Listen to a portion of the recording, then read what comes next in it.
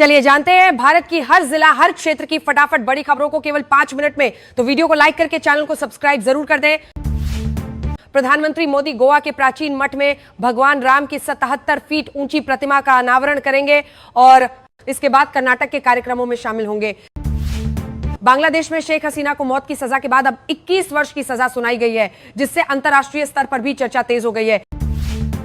अखिलेश यादव ने चेतावनी दी है कि सभी लोग अपना अपना SIR कराएं और अगर कोई भी गड़बड़ी या समस्या दिखे तो तुरंत उन्हें सूचित करें। मध्य प्रदेश में 2 महीने से गरीबों को राशन नहीं मिला। कई क्षेत्रों में अंगूठा लगाकर खाद्यान्न हड़पने के खुलासों ने प्रशासन की नींद उड़ा दी है। सम्राट चौधरी ने गृह मंत्रालय संभालते ही 400 माफियाओं की सूची तैयार करने का फरमान जारी कर दिया, जिससे पूरे अपराध जगत में खलबली मच गई है।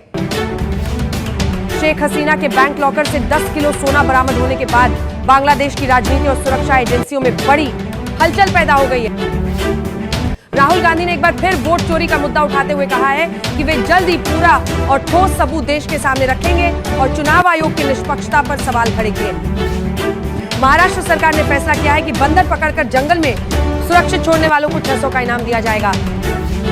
बंगाल की खाड़ी में बन रहे चक्रवात को लेकर मौसम विभाग ने अलर्ट जारी किया है। तटीय राज्यों में सतर्कता बढ़ा दी गई है। योगी सरकार ने निर्देश जारी किया है कि आधार कार्ड अब जन्म तिथि के वो लेगा, वही प्रमाण के रूप में स्वीकार नहीं होगा, जिससे कई तरह की सरकारी प्रक्रियाओं पर असर पड़ सकता है। इमरान खान के बेटे कासिम ने सनसनीखेज दावा किया है कि उनके पिता के जीवित होने का फिलहाल कोई सबूत उपलब्ध नहीं है, जिस अस्पतालों की संपदा आपको लेकर वादी करी इसी जीवी की जवान के सवाल पाकिस्तान की राजनीति गंवाई हुई है। झारखंड की हेमंत सरकार ने नियुक्ति वर्ष के तहत 28 नवंबर को 9 शून्य युवाओं को सरकारी नौकरी का बड़ा तोहफा देने का फैसला किया है। बंगाल में SIR विवाद के बीच ममता बनर्जी ने 1 दर्जन से अधिक ही समय लगता जहां बना जारी की जो 2 की बाहर IPS अफसरों का तबादला कर प्रशासनिक मोर्चे पर बड़ा बदलाव किया है। अमित शाह ने कार्यकर्ताओं को निर्देश दिया है कि जहां भी संगठन कमजोर दिखे वहां तुरंत कार्यकर्ता मोड में सक्रिय होकर बंगाल की ड्यूटी की पूरी तैयारी रखें। मिशन बंगाल को लेकर नड्डा के घर हुई डिनर बैठक में अमित शाह नेताओं को चुनावी रणनीति से जुड़े अहम निर्देश दिए, जिससे चुनावी माहौल तेज हो गया है। तेजस्वी यादव चुनाव हार के 14 दिन बाद पटना से दिल्ली रवाना हो गए हैं, जिससे राजनीतिक हलकों में नई अटकलें तेज हो गई हैं। प्रधानमंत्री नरेंद्र मोदी ने बड़ा निर्णय लेते हुए कहा है कि न्यूक्लियर सेक्टर अब निजी कंपनियों के लिए खोला जाएगा और लक्ष्य वर्ष 2047 तक बड़ी उपलब्धियां हासिल करने का है। दिल्ली NCR में टमाटर 80 किलो तक पहुंच गए हैं, जबकि सरकार 52 में बिक्री कर जनता को राहत देने की कोशिश कर रही है। बिहार सरकार 1 करोड़ युवाओं को नौकरी देने की दिशा में तैयारी कर रही है और बहुत तस्वीर रही है और इसके लिए सभी विभागों से खाली पदों की विस्तृत सूची मांगी गई है। धीरेन्द्र शास्त्री ने बड़ा बयान देते हुए कहा है कि चाचा के 30 बच्चे हिंदुओं के 4 क्यों नहीं। शिवपुरी में बोले कि गजवा हिंद भगवा हिंद बनाना है। दिल्ली में MCD उपचुनाव के प्रचार का आज अंतिम दिन रहा और भाजपा व आम आदमी पार्टी ने वोटरों को साधने के लिए पूरी ताकत झोंक दी। राष्ट्रीय राजधानी की हवा बेहद जहरीली हो गई है।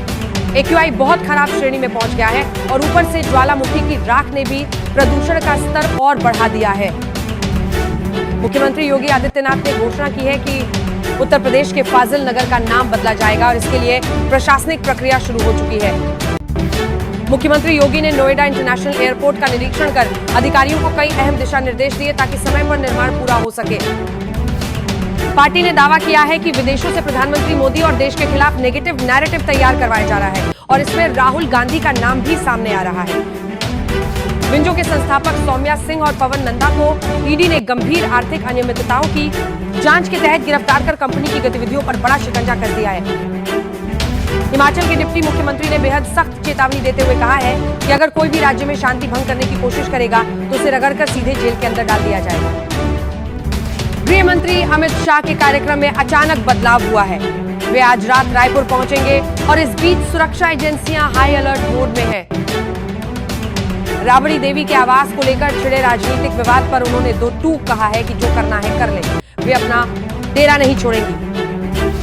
उत्तर प्रदेश में अग्निवीर आंदोलन के दौरान दर्ज हुए 52 मुकदमों में फंसे युवाओं को राहत देने की प्रक्रिया शुरू हो गई है, जिससे हजारों परिवारों में उम्मीद का माहौल है। टी20 ब्लाइंड वर्ल्ड चैंपियन टीम से 20 ब्लाइंड वर्ल्ड चैंपियन टीम से जुड़ने की 20 प्रधानमंत्री मोदी मिले और खिलाड़ियों को अपने हाथों से मिठाई खिलाकर उनका मनोबल और सम्मान बढ़ाया।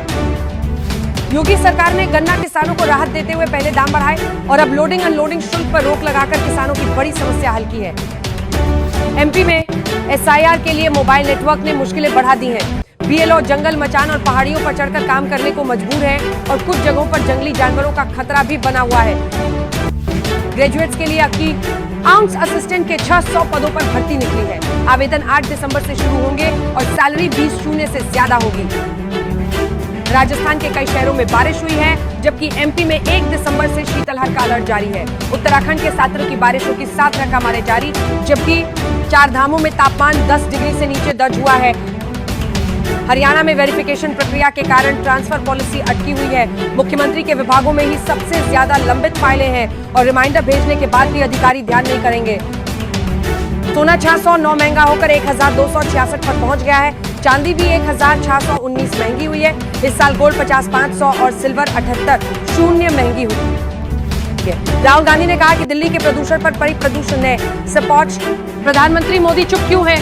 उन्होंने बताया कि माएं उनसे कहती हैं कि बच्चे जहरीली हवा में बड़े हो रहे हैं, इसलिए संसद में इस मुद्दे पर चर्चा होनी चाहिए। उत्तराखंड में 14 जनवरी से अर्धकुंभ शुरू होगा। 4 शाही स्नान सहित 10 मुख्य स्नानों की तिथियां तय कर दी गई है। ये निर्णय मुख्यमंत्री और 13 अखाड़ों की बैठक में लिया गया। झारखंड में आज से ठंड से राहत मिलने की संभावना है। निम्न दबाव के क्षेत्र का असर दिखने लगा है। सिमडेगा 5.7 डिग्री तापमान के साथ सबसे ठंडा रहा।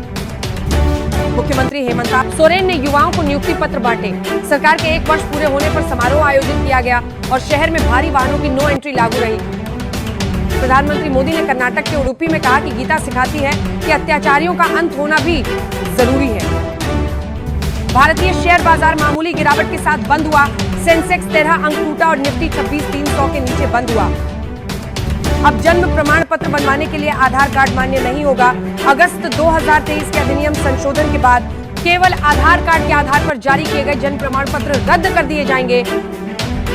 मौसम फिर लेगा करवट। 28 से 30 नवंबर तक कई राज्यों में मूसलाधार बारिश। साइक्लोनिक स्टॉर्म डिटवा को लेकर आईएमडी का अलर्ट जारी है।